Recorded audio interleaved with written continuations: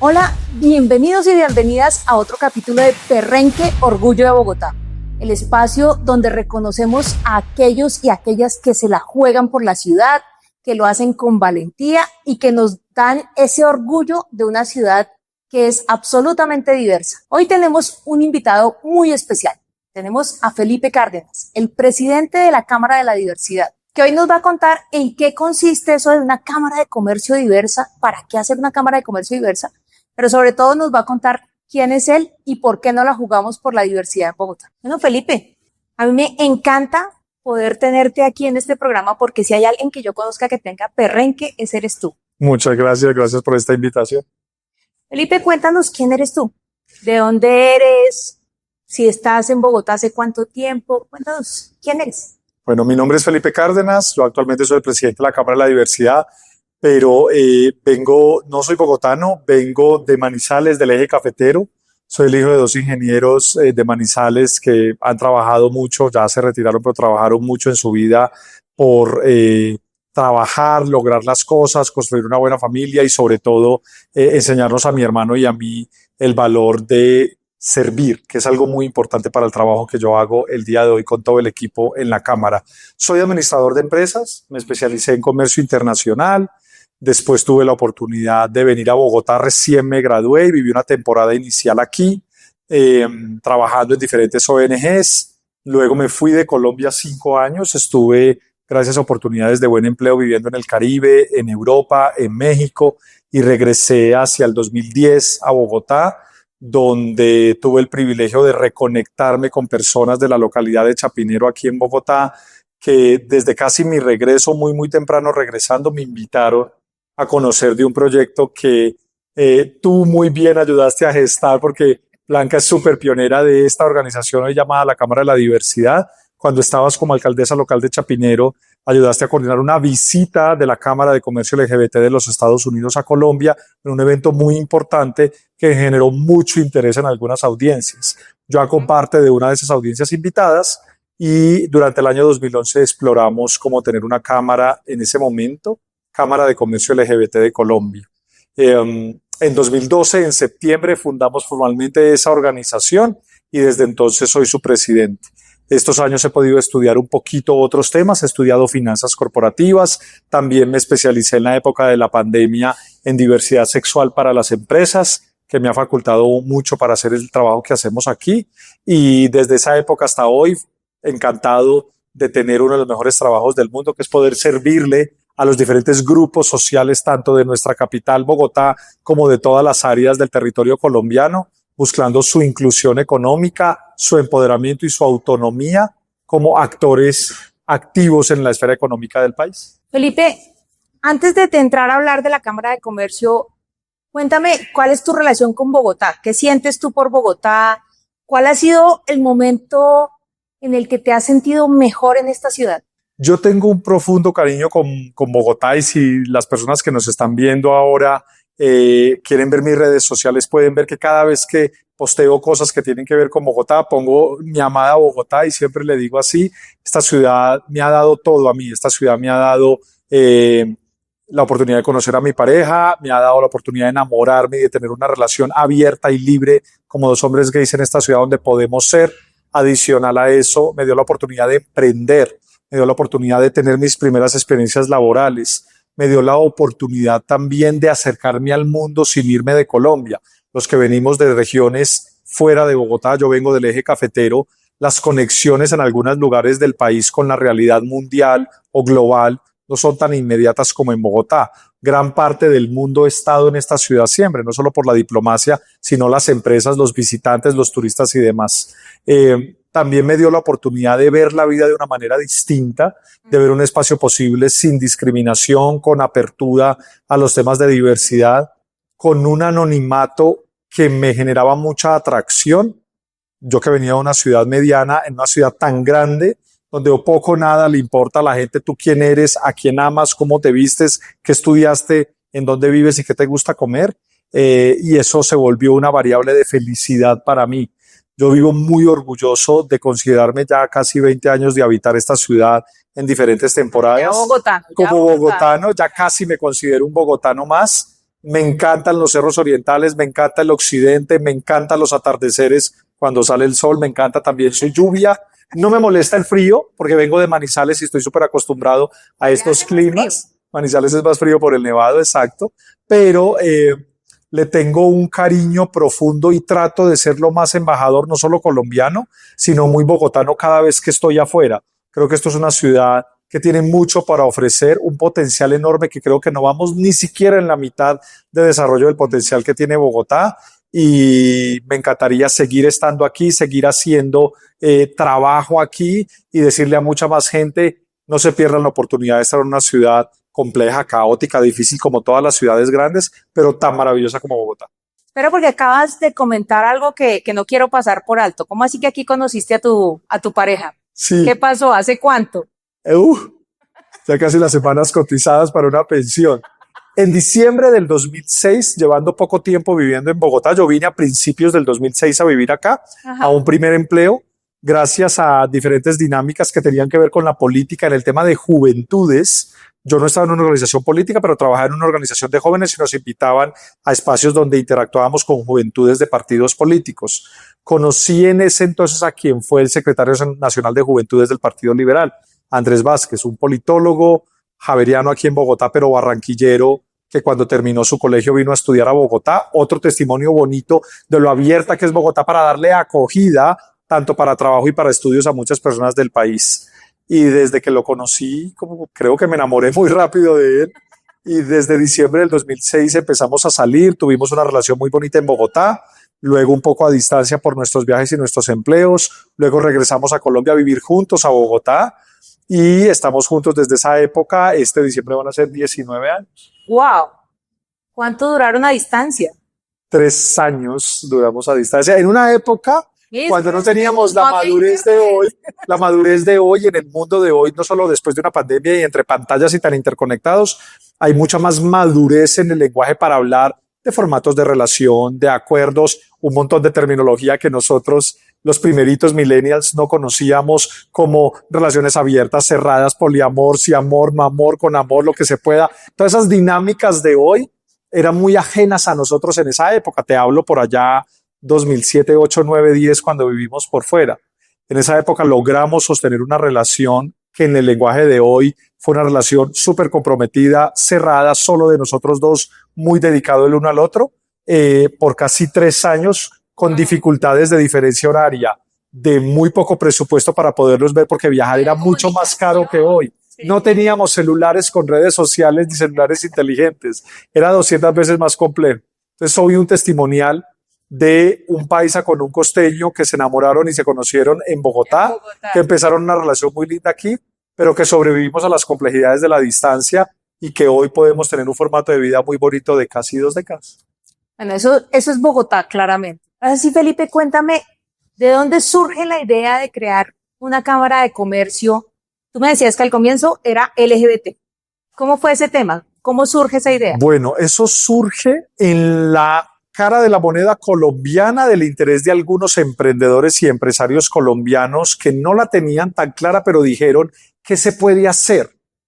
Y tú estás muy metida en esa colada porque Blanca fue una de las primeras personas que tocó las puertas también de los empresarios, y que creo que es una práctica muy bonita que en este espacio te debo de reconocer, y es que hay veces ha habido mucha timidez de que los negocios y las empresas y la política estén juntas para hacer bien a un grupo de personas. Hay veces pareciera que es obvio, pero hay veces estamos súper desarticulados, el sector público y la política y el sector empresarial, y es un desperdicio. Tú tuviste esa visión y con un par de emprendedores y empresarios empezaron a decir, ¿qué hacemos desde lo económico para beneficiar a la comunidad LGBT históricamente? Y es muy importante en la memoria reconocer que esas fueron las épocas iniciales donde se empezaron a hablar de centros comunitarios, donde se abrió por primera vez el primer centro comunitario de Colombia dedicado a la comunidad LGBT, que fue aquí en Bogotá, aquí en la localidad de Chapinero, que si no estoy mal, luego lo resignificamos a el Centro Comunitario Sebastián Romero. De hecho, creo que en esa época Sebastián todavía o estaba con nosotros o se había ido muy recientemente, pero esa memoria es muy importante que la Cámara la dignifique, porque ha estado representada en liderazgos como el de Sebastián o como el tuyo, de pioneros, de personas con alto talento, pero sexualmente diversas, sin pena de decirlo, capaz en unos años donde era mucho más difícil que hoy, sin política pública LGBT distrital, por ejemplo, que hoy la tenemos, que permitió juntar a diferentes actores. La otra cara es un poco más rápida y es que desde Estados Unidos, en la Cámara de Comercio LGBT de los Estados Unidos, en la Embajada Americana de su momento aquí en Bogotá, bajo la administración del presidente Obama, hubo mucha apertura para decir lo que sea que ustedes se encuentren, les queremos apoyar. Y un poco ese buen momento de esa conexión que tú ayudaste a liderar aquí, con algo de generosidad de la cooperación internacional, permitieron que en septiembre del 2012, 14 de septiembre del 2012, fundáramos la Cámara de Comercio LGBT de Colombia. ¿Qué hace para los que no saben? Varias personas me dijeron, hay una Cámara de Comercio. Entonces yo le dije, sí, hay una Cámara de Comercio de la diversidad, pero ¿qué hace? ¿Para qué sirve una Cámara de Comercio de la diversidad? Así es. Esta organización está dedicada en principio por 10 importantes primeros y largos años. Nos dedicamos solamente a diversidad sexual. Hoy desde el 22 para acá lo hacemos casi para 10 grupos sociales minoritarios del país, pero la tesis independientemente del grupo social es la misma de base. Nosotros generamos espacios, oportunidades y herramientas de empoderamiento económico para que las personas diversas, vía acceso a un empleo formal o fomentando sus emprendimientos y unidades económicas, tengan independencia, autonomía y puedan prosperar con el estilo de vida que quieran tener desde el punto de vista económico. ¿Por qué? La tesis es muy sencilla. Una persona empoderada económicamente es menos vulnerable a la discriminación, al rechazo, al acoso, a la segregación, y eso los hace libres en un entorno que sigue siendo muy dado a los entornos económicos como principal fuente de recursos y de independencia. Todos los días trabajamos para impactar a más personas en el país, Bogotá como núcleo central de nuestras operaciones, pero ya con una capilaridad nacional muy importante. Estamos en 28 departamentos de Colombia ya, entre afiliados, aliados, voluntarios, personal directo, proyectos. Tenemos ya una capilaridad importante en Colombia continental e insular, donde todos los días queremos que haya más gente empoderada económicamente para poder ser libre y si tiene momentos de dificultad, al menos que su independencia económica le permita decidir y migrar, no necesariamente geográficamente, a otros espacios, capaz en su mismo entorno, menos hostiles, más seguros, más decentes, donde esas personas puedan ser quienes son en total libertad. Pero lo que uno pensaría es, ¿por qué es necesaria una Cámara de Comercio LGBT? Es decir, ¿hay algo particular por el hecho de ser lesbiana, gay, bisexual o transgenerista en el trabajo, en emprender? Si yo voy a montar un negocio, ¿qué importa si yo soy gay o lesbiana? ¿Eso qué me afecta?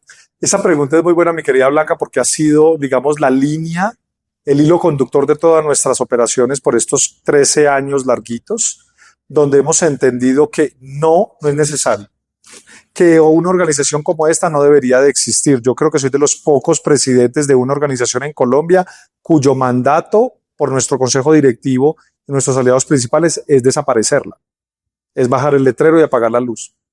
Lo que pasa es que suena un poco utópico porque en el entorno que estamos hoy todavía es necesario hacer mucha pedagogía en el entorno laboral o en el entorno de negocios, primero sobre sexualidad, en lo que somos todavía muy ignorantes todos, pero luego más a profundidad en diversidad sexual, el poder entender las 4 perspectivas de la sexualidad humana, lo complejo que aún hoy es en un país como Colombia ya con derechos para esta población, entender las diferencias de orientación sexual, identidad de género, expresión de género, sexualidad anatómica. Estas dinámicas todavía son difíciles de digerir para muchas personas. Nuestro país sí ha evolucionado mucho, pero nuestra economía sigue siendo supremamente familiar, conservadora, tradicional, descaradamente blanca, supremamente heteronormada, muy centralizada y todavía de entornos muy pequeños, con la complejidad que eso ha funcionado muy bien muchas décadas. Al país mal que bien le ha ido bien económicamente, sí, haciendo plata los mismos con los mismos. Pero eso es muy peligroso cuando lo pensamos a futuro. Hoy es caro hacer empresa y hacer negocios solo con las mismas personas. Y sí, las personas sexualmente diversas, aunque somos los mismos seres humanos que los demás y tenemos mucho talento y muchas capacidades, como grupo social tenemos unas particularidades en la forma de comunicarnos, de interactuar, incluso de consumir. en nuestros hábitos de compra, en la forma de fidelizarnos con marcas de productos y servicios, las necesidades tan particulares humanas de los hombres y las mujeres diversos por su orientación sexual o por su identidad de género, por ejemplo. Las dinámicas de hoy, cómo estamos conformando familia, cómo nuestras familias homoparentales, cuando decidimos tener hijos por la metodología que sea viable, conforman una unidad familiar distinta, o las familias multiespecies que son súper comunes en personas sexualmente diversas, donde pareja no hay hijos, pero capaz hay una mascota, o donde la persona sexualmente diversa soltera casi siempre tiene una mascota porque es una gran fuente de compañía. Esas dinámicas un poco distintas a las tradicionales son objeto de estudio para el talento, para el consumo, para el abastecimiento, y claramente tienen un impacto económico distinto al grueso de la población. Por ende, se hace muy necesario que haya una organización que aterrice primero pedagógicamente muchas claridades y que luego encuentre caminos y herramientas para evitar torpezas de cómo abordar a estas poblaciones desde la perspectiva de talento, de consumo, de abastecimiento y de garantizar que no se queden por fuera de la ecuación. Es relevante tener una Cámara de Comercio dedicada a estos temas por esa razón. Pero Felipe, no puede pasar precisamente por esa lógica tan conservadora de nuestra estructura empresarial, que nos esté pasando un poco de pinkwashing, de que haya muchas empresas que estén acercándose al sector LGBT, pero porque creen que tienen mucha plata, porque hay una economía que se asume que es mucho más boyante que en otros casos. No tenemos hijos, o de pronto si tenemos hijos tenemos menos que una familia heterosexual, entonces se asume que hay más plata. ¿No será que las empresas están corriendo a mirar ese pinkwashing de que nos veamos bien? Sí y no. Sí, porque claramente hay marcas que han caído en ese error, porque claramente se presume que la gente LGBT toda es fabulosa, riquísima, viaja mucho, gasta mucho, está llena de dinero. Yo me pregunto y le digo a nuestras audiencias, preséntenmelos, ¿dónde están? Porque yo sé que hay hombres y mujeres a lo mejor con muchas capacidades y mucha autonomía económica en nuestro país, pero no creo que sean centenas de miles. Y personas sexualmente diversas en Colombia somos millones, que es una diferencia interesante desde el punto de vista demográfico, porque el impacto de la mayoría de nuestra población no está en nuestro poder adquisitivo, está en nuestras dinámicas de relacionarnos y de hacer economía, patria y sociedad. Te digo por la otra parte de la ecuación, ya con estos años recorridos, que no están así, porque hay una cosa muy sencilla de entender: la gente no es boba. La comunidad LGBT sabe cuándo la están usando, cuándo se están aprovechando de ella. Hoy en la velocidad digital es muy fácil ver cuando una marca es oportunista, y es la típica que en mi vida te paro bolas, no eres significativo para mí, no tengo talento diverso en mi empresa, en mi vida tengo una foto o una campaña para activarte, pero del 1 al 30 de junio pongo el arcoiris en la vitrina de mi local. La gente no es boba, la gente se da cuenta que en este lugar existo 30 días al año y es porque solo quieren mi dinero, pero no hay un propósito genuino detrás de esa marca, ese producto o servicio, de querer acercarse a mí. Y hoy, por fortuna, eso está depurando esos ejercicios oportunistas que se han querido adelantar a lo mejor a otras marcas de pronto más prudentes, más pausadas, más metódicas, de decir: es que a mí me interesa esto porque lo vibro desde mi ADN, porque tengo gente diversa trabajando conmigo, porque yo soy diverso como dueño de empresa. Ojo que hay mucha gente muy pila de nuestra comunidad que emprende y que da empleo y paga muchos impuestos también, donde tienen la oportunidad de decir: hagamos esto con propósito. Entonces ahí hay una dicotomía muy interesante, porque sí que vas a seguir viendo marcas oportunistas y gente que abuse de ese concepto para pinkwashing o rainbow washing, y es sacarle provecho de una manera descarada a un grupo de personas, pero por fortuna cada vez hay más madurez de la gente sexualmente diversa en nuestro país. Y ojo, un rol muy importante de los aliados, que es esa gente súper querida con nosotros, que abrazan la diversidad sexual y no tienen ningún lío con estas formas de vida, en decir: tal vez ahí no vamos, o aquí no compramos, o esta oferta no es real, o esto es temporal. Y tener un poco mejor criterio nos está ayudando a decirle también al aparato empresarial colombiano: nosotros no somos un ratón de laboratorio para que ensayen con nosotros 30 días al año a ver qué tanto dinero les podemos generar. Cada vez tenemos más madurez para eso. Felipe, pero ese cambio que hubo de la Cámara de Comercio LGBT a la Cámara de Comercio de la Diversidad, ¿por qué se da? De pronto es que era muy difícil trabajar con el LGBT, sonaba muy duro para entrar a las empresas, ¿o ¿Por qué hacen esa transformación? Mira que esa pregunta, Blanca, me encanta porque es exactamente lo contrario. Nosotros en un español sencillo nos dimos la pela una década entera sin derechos LGBT, cuando era súper escandaloso, cuando era polémico, cuando teníamos muchas cosas en contra de trabajar 10 años seguidos por inclusión económica, por diversidad sexual. ¿Qué empezó a pasar? Es duro resumir esta historia muy rápido, pero hago el intento. Hacia el 2019, varias empresas llegaron y nos dijeron, vea, gracias por lo que me apoya en diversidad sexual, ahí ya la voy medio logrando, pero tengo una situación con discapacidad, o me pasa algo con razas y etnias, o en esa época empezamos a tener mucha migración, tengo un problema grandísimo con los migrantes, y la Cámara por una buena temporada dijo, no, mil gracias, no nos dedicamos a eso, hable con este aliado, hable con esta organización. Ah, bueno, fantástico. Pero un par de organizaciones un poco tercas, a las que yo hoy les agradezco mucho, volvieron 2 y 3 veces a decirnos no, no es el método, no es la forma, nos gusta su estilo. Usted como organización cameral tiene unas formas y unos métodos que nos encajan muy bien, son pacientes y entienden nuestras dinámicas tan duras de cambiar cultura dentro de una empresa, que es algo lento. Y hubo una muy descarada que nos dijo, le pago para que vaya y aprenda. Y ahí no pudimos decir que no. Entonces nos fuimos muy juiciosos a estudiar y en la época de la pandemia estudiamos y estudiamos y estudiamos y fue gracias a discapacidad, que fue lo primero que nos mandaron a aprender después de diversidad sexual, cuando en el 21, saliendo un poquito del COVID, cuando ya no teníamos tanto restricción de aforo, bioseguridad, tapabocas, ya estábamos vacunados y demás, que empezamos a decir, esto pide pista para mucho más. ¿Cuál fue la gran excusa? En octubre del 2022 hacíamos nuestro evento anual porque en septiembre estábamos cumpliendo 10 años de existir como organización. Y dijimos, qué mejor que en este 10º aniversario lanzarnos en nuestro evento anual como algo más grande, amparado en una tesis también. La diversidad sexual rara vez está sola, es muy interseccional. Okay. Nosotros tenemos mucha gente sexualmente diversa que tiene discapacidad, que viene de razas y etnias distintas a las caucásicas o a las hegemónicas, que vive en ruralidad, que tiene una edad avanzada, que capaz estuvo en conflicto armado, que de pronto tiene un bajo nivel de escolaridad de origen socioeconómico porque su entorno de vida ha sido difícil, que son mujeres, por ejemplo, donde hay doble condición de vulnerabilidad todavía, y así con otro montón de aristas de diversidad que dijimos, vemos más futuro en profundizar los temas de diversidad sexual si lo abrimos como una sombrilla. Análogamente, hoy usamos la figura de una sombrilla, un paraguas, más en rolo, más en bogotano, como un mecanismo que ilustra que la diversidad nos cobija a todos y que en interseccionalidad rara vez un ser humano es una sola cosa.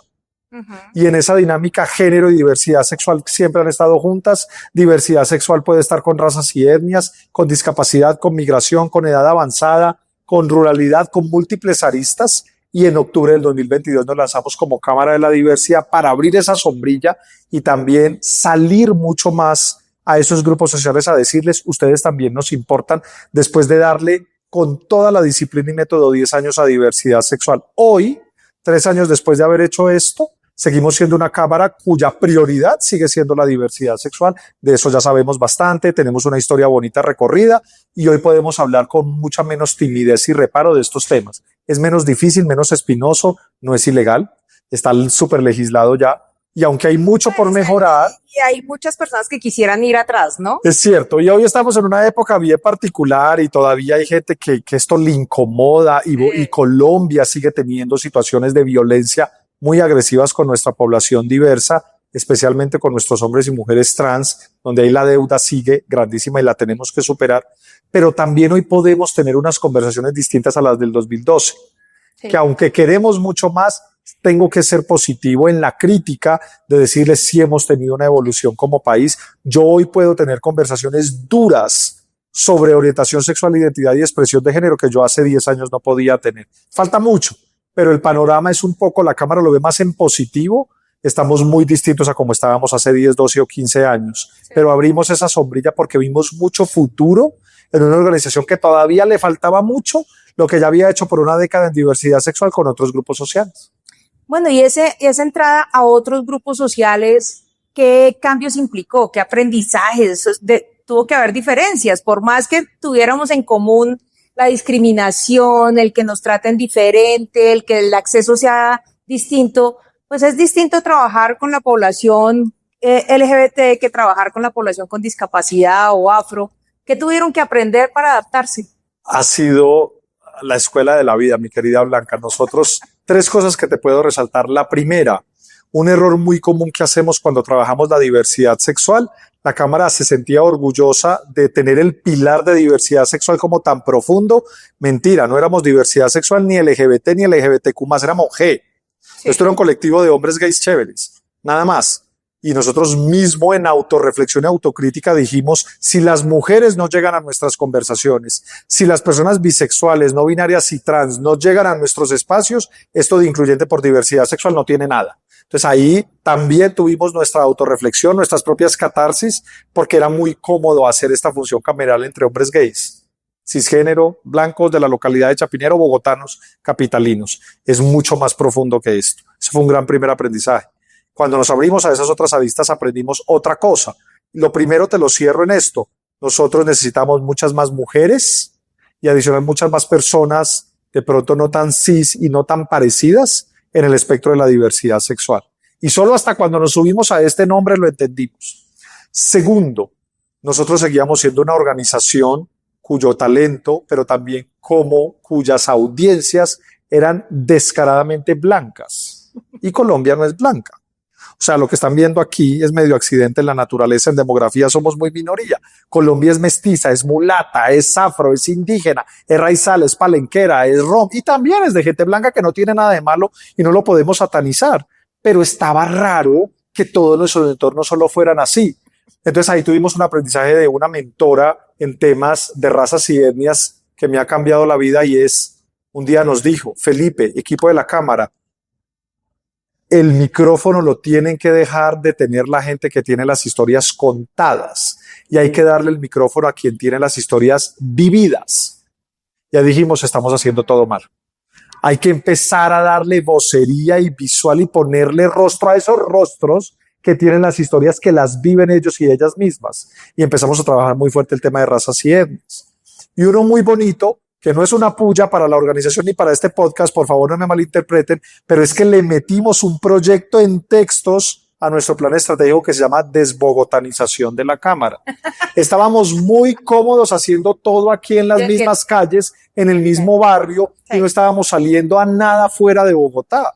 Bogotá es tan grande que da para una agenda eterna, pero Colombia es mucho más grande. Y ese proyecto nos invitó cuando nos lanzamos como Cámara, piensa en ruralidad, piensa en Caribe, piensa en Pacífico, piensa en la Colombia insular, que hay veces ni poníamos en el mapa y se nos olvidaba San Andrés, Providencia y Santa Catalina.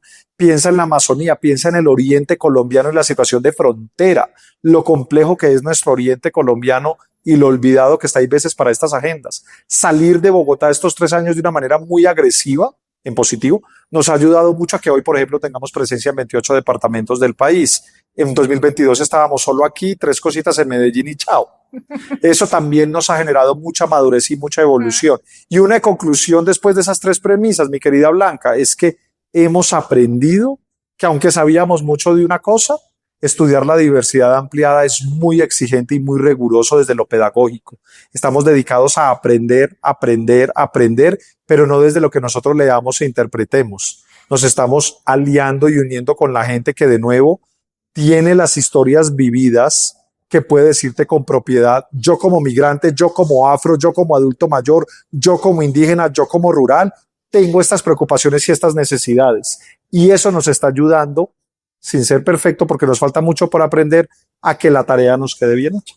Felipe, has mencionado a un grupo poblacional que dentro del grupo LGBT pues cada vez es más grande y además también entra en un proceso de riesgo cada vez más grande y es la población adulta mayor. Yo ya casi entro ahí, así que mucho todos vamos para allá. Hágame el favor y empieza a trabajar algo por ahí, porque ¿qué vamos a hacer con esta cantidad de personas LGBT? Sigo pensando en el tema LGBT, aunque lo mezclo con diversidad. ¿Qué vamos a hacer con esta cantidad de personas LGBT que están solas, que seguramente no alcanzan una pensión, especialmente las personas trans, o que ya en estos momentos en que necesitan cuidados no tienen un familiar cercano que los vaya a cuidar ¿Han pensado algo al respecto? ¿Han trabajado algo al respecto? Es un tema que yo creo que la ciudad, insisto en trabajar en Bogotá, pero pues este es Perrenque Orgullo de Bogotá. Pero, ¿cómo podemos hacer para pensar en estas personas en Bogotá? Me encanta esa pregunta, Blanca, porque precisamente Bogotá va a ser el mejor piloto del país. Esta es la ciudad más grande de Colombia, pero es la ciudad también cuyas tasas de natalidad se están reduciendo a velocidades extremas. Vamos, como acabas de hacer, en caída libre. Pero Eso es culpa de significa, nosotros, ¿no? Porque es que los conservadores dicen que es culpa de nosotros. nada que ver. Ojalá las personas sexualmente diversas tuviéramos la injerencia en la tasa de natalidad. La gente se está repensando los formatos de familia y de tener tantos hijos. Pues les doy un poco de contexto que yo vengo de origen paisa y allá se exacerbó los temas de familia. Mi abuela, mira cómo es de interesante. Mi abuela pertenecía a una familia donde había 20 hijos, ella y 19 hermanos. Pero mi papá tuvo 5 hermanas y hermanos. Mira cómo se baja. Sí. Pero en mi casa solo nacimos mi hermano y yo. Y en mi hogar somos Andrés y yo y un perrito que se llama Rico. Y de ahí para abajo no va a haber, pero por decisión propia. Pero esto no es un tema de diversidad sexual. Múltiples, masivas, centenas de miles de parejas heterosexuales ya decidieron no tener familia. Y está fantástico. Pero en esa dinámica, Bogotá va a ser un piloto espectacular de un concepto muy nuevo, muy nuevo, que se llama economía silver o economía plateada, donde a nivel global empezó a llegar este concepto a nuestro país que no le había tocado un tema de amenaza por natalidad, de que su población se fuera a envejecer en los próximos 20 años en porcentajes considerables. Y en Bogotá empezamos a tener ya iniciativas increíbles con organizaciones de la sociedad civil. Hay bancos pensando este tema, hay empresas de tecnología pensando este tema, hay empresas de consumo masivo pensando este tema, hay empresas del sector del turismo pensando este tema. Si bien mucha de esta población inminente e inmediata capaz no tiene pensión, como tú dijiste, capaz no va a tener un ingreso asegurado, sí va a haber muchas herramientas de empoderamiento económico que la Cámara ya está generando para decirle hoy a esa población y sobre todo a la población sexualmente diversa que empieza a entrar en su etapa de 50 años, 60 años, 70 años. Ténganos un poquito de paciencia, pero sobre todo esperanza y fe de que hay un espacio para ustedes, aún en la vida laboral. No es impensable pensar en un retiro. Retiro es diferente a pensión, cuidado. Okay. Pensión es un ingreso mensual fijo garantizado a través de cualquier sistema. Retiro es la capacidad de retirarse de la actividad laboral con la tranquilidad que yo tengo cómo vivir. Solo que lo hemos ligado toda la vida al ingreso pensional. Es distinto retiro a pensión. La Cámara empieza a hacer una invitación hoy. Pensémonos el retiro. Yo necesito es tener mis necesidades básicas satisfechas y cubiertas, tener salud y una buena calidad de vida. Eso no tiene que estar ligado a un ingreso económico fijo de X cantidad de millones de pesos. Son distintas, pero nos estamos repensando esa terminología. Un poquito de paciencia porque estamos en el momento coyuntural del 25 al 26, donde vamos a presentar proyectos, iniciativas. Hay proyectos espectaculares de base comunitaria, también desde la ruralidad, desde los espacios no solamente urbanos, pero urbanos conectados con la naturaleza. Por eso te digo que Bogotá puede ser un gran piloto. Y también desde lo tradicional económico, que le va a empezar a hablar a estas personas, a decirles: queremos seguir interactuando con ustedes y queremos darles seguridades para la última etapa de la vida que sea lo más digna posible. Vienen cosas ahí bien poderosas que poquito a poquito les iré contando. Una más que quiero mencionar sobre el tema de las personas adultas mayores. Los proyectos de co-living, que también se han vuelto además un proyecto económico muy interesante. No solamente para población LGBT, sino en general las personas que ya superan los 50, 60 años comienzan a pensarse en proyectos para vivir conjuntamente, pues porque estamos solos, ¿no? Entonces muchos de nosotros no tenemos hijos o en este momento no tenemos pareja y nos pensamos, bueno, ¿y cómo vamos a hacer más adelante cuando queramos vivir? Pues que estemos solos, ¿con quién vamos a vivir? Y estos proyectos empiezan a surgir. ¿Han visto ustedes esta alternativa para el sector LGBT? Mucho, y les adelanto una cuña, les hago spoiler de lo que les dije que estamos terminando de organizar. Los co-living son un gran ejemplo de los nuevos formatos de familia futura. Ya hay mucho del presente, pero hacia futuro, sobre todo muchas personas sexualmente diversas, vamos a tener, y no va a ser un ejercicio endógeno, en español yo con yo, le vamos a abrir la puerta también a muchos aliados heterosexuales por viudos, separados o simplemente porque sus entornos de familia quedaron lejos de ellos, a acogernos en entornos. ¿Qué ha pasado? Primera innovación que vamos a empezar a proponer. La mayoría de co-living hoy son espacios para compartir y convivir pero asumen que tienes con qué pagarlo, Sí. que tienes la capacidad económica para habitar un coliving, o porque tienes una pensión, o porque tus hijos te ayudan, o porque te quedó una herencia, o porque tenías la capacidad por cualquier forma.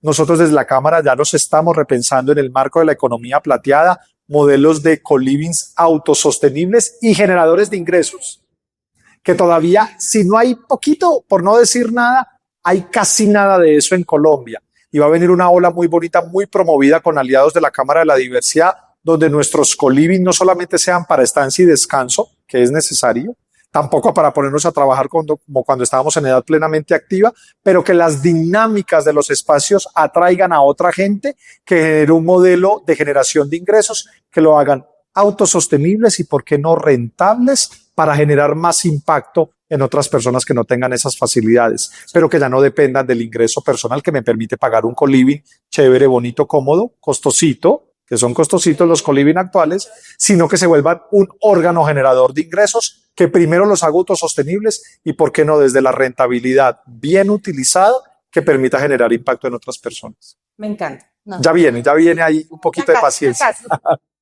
Felipe, de verdad, muchísimas gracias. Gracias por contarnos en qué consiste esta cámara, en qué consiste estas apuestas que ustedes están haciendo, cómo desde el empresariado también se puede hacer activismo. Esa fue una discusión que la tuvimos al comienzo, cuando empezaban a decir, pero una cámara de comercio no es activismo, eso no es derechos de personas LGBT, y claramente tú lo has explicado por qué tiene sentido hacer un trabajo desde lo económico, así como se hace en otras áreas, desde la justicia, desde lo jurídico, desde lo político, pero en esto también hay que hacer cosas.